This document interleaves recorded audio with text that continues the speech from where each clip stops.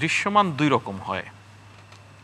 একটা হচ্ছে যে আপনি বিরতির আগে যখন আমাকে বলছিলেন যে চাঁদাবাজির অভিযোগে কেউ গ্রেফতার হয়েছে কিনা, একজনও হয়েছে কিনা, তো আমি আপনাকে বলছিলাম আমার কাছে যদি আপনি প্রশ্নটা আগে করতেন, তো আমার সৌভাগ্য এর মধ্যে একটা বিরতিতে গেছেন, আমি উত্তর সংগ্রহের চেষ্টা করছিলাম। জি, আপনি যদি গত শুধু 3 দিনে দেখেন, এই ঢাকা শহরে কমপক্ষে 20 জন গ্রেফতার হয়েছে বিভিন্ন এলাকায়, ঢাকার বিভিন্ন এলাকায় চাঁদাবাজির সঙ্গে জড়িত থাকার অভিযোগে।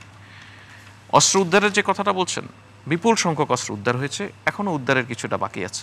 জি, এবং আপনি এই দৃশ্যমান বলার মধ্যে দিয়ে মুশকিল হয় কি, ধরেন একটা জায়গায় একটা সংঘবদ্ধ অপরাধী গ্রুপ একটা ঘটনা ঘটিয়েছে, আপনি মানে আমি নিজে, আমার তো সাংবাদিকতার একটা অভিজ্ঞতা আছে, বা বাংলাদেশের গণমাধ্যমগুলি মানুষকে যে জিনিস দেখাতে অভ্যস্ত বা যে জিনিস নিজেরা চায়, এই যে ধরুন এই রাজনৈতিক বিতর্ক, এটা গণমাধ্যম পছন্দ করে। আসলে এই বিএনপির মধ্যে বা এনসিপির মধ্যে এত দূরত্ব নাই যতটা গণমাধ্যমে দেখা যায়, তো এটা পছন্দ করে। এভাবে উপস্থাপন করলে আপনার দর্শকের কাছে মনে হয় আপনি একটু বেশি পৌঁছাতে পারেন, কিন্তু আবার সেটি আপনার মন্তব্য তো থাকতে পারে, সেটা অসুবিধা নাই, কিন্তু পরস্পরকে উদ্দেশ্য করে যখন কথা বলে সেটাও কি মিডিয়া, আমরা মিডিয়া, আমি এখনো বাংলাদেশের রাজনৈতিক দলগুলোর মধ্যে যে আলাপ, সেটা একদম সৌহার্দ্যপূর্ণ বাহাস, নিজেদের নিজ নিজ রাজনৈতিক স্বার্থ এবং অডিয়েন্সকে টার্গেট করে বলা ছাড়া কিছু মনে করি না, এখন পর্যন্ত না।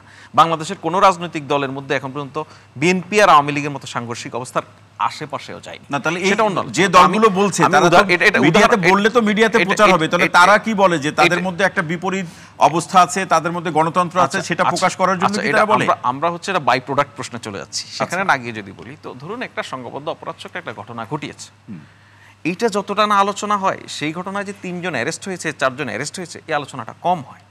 মানুষকে মানে এটা একটা প্যাটার্ন, এটা আপনার দোষ বা আমার ব্যর্থতা, বিষয়টা এরকম একটা প্যাটার্ন। সুতরাং দৃশ্যমান বলতে অনেক সময় এই জিনিসগুলি হারিয়ে যায়। আচ্ছা, এটা গেল যেমন একটা সংকট। আরেকটা সংকট হচ্ছে ধরুন রাজনীতি করার কিছু সুবিধা আছে। ধরুন সেলিম ভাই বললেন যে কি সরকার যে আছে এটা মনে হয় না, এটাকেও যদি আমি আপনি দৃশ্যমান শব্দটার সঙ্গে যদি আলোচনা করি, তাহলে দৃশ্যমান না হয়তো। কিন্তু আপনি সেলিম ভাইকে জিজ্ঞেস করে দেখেন না, সেলিম ভাই এই রমজানের 1 রমজান থেকে শুরু করে 19 রমজান মনে হয় শেষ হল, একটা দিনও কি একাধিক ইফতারের অনুষ্ঠান, রাজনৈতিক ইফতার, এগুলির বাইরে থাকতে পেরেছেন? সেলিম ভাইকে যদি আমি বলি যে গত বছর গত রমজানে একই সময় ওনার রাজনৈতিক ব্যস্ততা কেমন ছিল, বা রবিউল ভাইকে যদি বলি যে আপনি ছিলেন জেলে, আপনার বিরুদ্ধে কতগুলি মামলা, সেগুলি কি এখন ফাংশন করছে? আপনার কি পালিয়ে বেড়াতে হচ্ছে? আমি যদি বলি যে সরকার নাই, এর একটা দৃষ্টান্ত হচ্ছে বাংলাদেশের প্রায় ধ্বংস হয়ে যাওয়া ব্যাংকগুলো ঘুরে দাঁড়িয়েছে, এটা হচ্ছে সরকার নাই এর একটা নমুনা। আমি যদি বলি যে বাংলাদেশের 10 মাস বা তারও বেশি সময় পরে বাংলাদেশের মূল্যস্ফীতি 10%-এর নিচে নেমে এসেছে, তাহলে এটাই হচ্ছে সরকারের ব্যর্থতার একটা, বা সরকার নাই এটার একটা নমুনা। তাহলে কি এগুলি কে চালাচ্ছে আসলে, কিভাবে হচ্ছে এখন? বা আপনি যদি দ্রব্যমূল্যের জায়গাটা আলোচনা করেন, নাগরিকদের মধ্যে যে আলোচনা, সরকারের দিক থেকে এই বিষয়ে খুব বেশি আলোচনা করার কিছু নেই। সরকারের কাজই হচ্ছে মানুষের স্বস্তির জন্য এই কাজগুলি নিশ্চিত করা। এই কাজগুলি স্বস্তির জন্য নিশ্চিত করার পর সেগুলি নিয়ে প্রচুর বয়ান তৈরি করবে, সেগুলি নিয়ে প্রচুর কথা বলবে একটি দলীয় সরকার। দলীয় সরকার, কারণ সেলিম ভাই যদি একটা অর্জন করেন বা রবিউল ভাই যদি একটা অর্জন করেন, সেই অর্জন তার নাগরিকদের সামনে তুলে ধরতে হয়, বিকজ ভবিষ্যতে তার রাজনৈতিক চিন্তা আছে, ওনাকে নির্বাচনে জিততে হয়, ওনার পারফরমেন্সটা শো করতে হয়। এই যে সরকার এক্সিস্ট করে এখন, এই সরকারের না কোনো সাকসেস নিয়ে ঢোল বাজানোর ব্যাপার নেই। আপনি আমাকে প্রশ্ন করলে যেই জায়গাগুলিতে আমার ব্যাখ্যা দেওয়ার প্রয়োজন, আমরা মনে করি আমাদের সরকারের সেই জায়গাগুলিতে কাজ করা দরকার। কি কি সাকসেস আছে, কি কি এগুলি সাকসেস এখানে এই সরকারের আলোচনার উপলক্ষ নয়। ব্যর্থতার যে জায়গাগুলি আছে সেগুলি আপনি ধরে দিচ্ছেন, সেগুলি গ্রহণ করবে, সেগুলি সার্বিকভাবে আলোচনা করবে, সেগুলি ওভারকাম করার বিষয়, এটা হচ্ছে বিষয়। তো সুতরাং যদি মনে করেন যে কেমন সরকার আছে, আমি আপনাকে বলবো এমন একটা সরকার আছে যে সরকার যে কাজগুলি পারছে। ধরুন উপদেষ্টা পরিষদ নিয়ে উনি একটা মন্তব্য করেছেন, যে একটা অন্তর্বর্তীকালীন সরকার বা এই ধরনের প্যাটার্নের গভর্নমেন্ট যখন তৈরি হয়, উনি এরকম মানুষ দিয়েই তৈরি করবেন যাকে দিয়ে উনি ফাংশন করতে স্বাচ্ছন্দ্য বোধ করবেন। কিন্তু সেলিমের প্রশ্ন হলো সেই ফাংশনটা হচ্ছে, তারপরেও যখন নাগরিকদের নানান দাবি আসে, নাগরিকদের দাবি সেই ফাংশনটা হচ্ছে কিনা সেলিম ভাইয়ের প্রশ্ন তো না শুধু, আমি তো আপনার সকল প্রশ্নের সে জবাব দিলাম। ফাংশন হচ্ছে না একেবারে, এই জন্য ব্যাংকগুলি ঘুরে দাঁড়িয়েছে। ফাংশন করছে না একেবারে, সেই জন্য আমার মুদ্রাস্ফীতি, মূল্যস্ফীতি কমে এসেছে। এগুলি ফাংশন না হওয়ার লক্ষণ কি?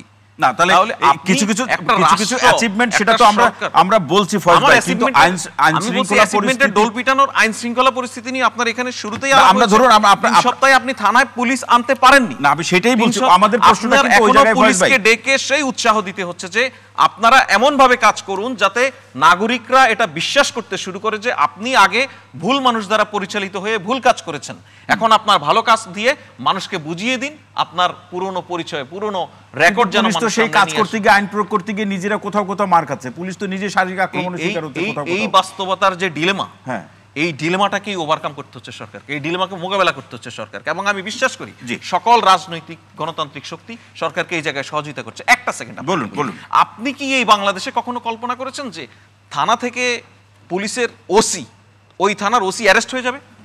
তার মানে কি একটা বাহিনীকে আপনি কোন জায়গায় শেষ করে দিয়েছেন, আপনি সবগুলি প্রতিষ্ঠানকে ধ্বংসের চূড়ান্ত জায়গায় নিয়ে গেছেন।